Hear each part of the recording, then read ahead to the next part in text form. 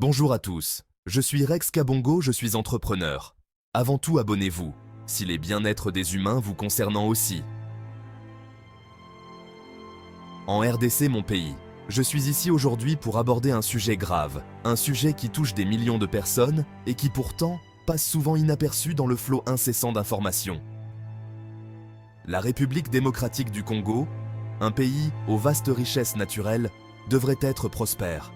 Pourtant, nombre de ses citoyens décrivent leur patrie comme une prison à ciel ouvert. Comment est-ce possible dans notre propre pays, un lieu censé être un sanctuaire? En RDC, l'abondance de ressources, comme le coltan, utilisé dans vos smartphones et ordinateurs portables, est à la fois une bénédiction et une malédiction.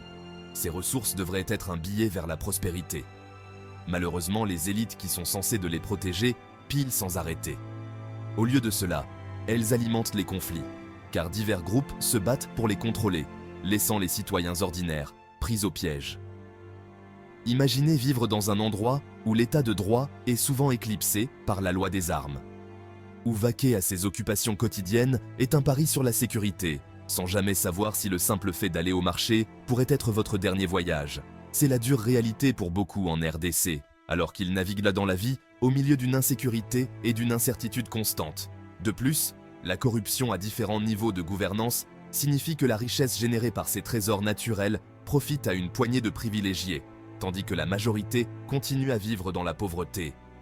Les systèmes d'éducation et de santé sont sous-financés et les infrastructures s'effritent, rendant la vie quotidienne encore plus difficile. Pourtant, l'esprit humain en RDC reste invaincu. Les gens trouvent des moyens de survivre, de sourire, malgré les circonstances désastreuses.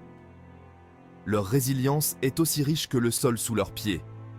Mais la résilience seule ne suffit pas à transformer une nation.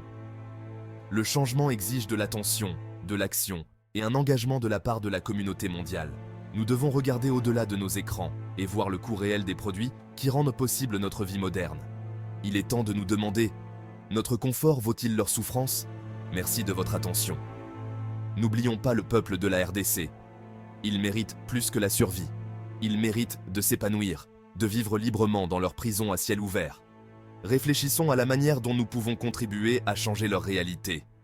N'oubliez pas que la prise de conscience est le premier pas vers l'action.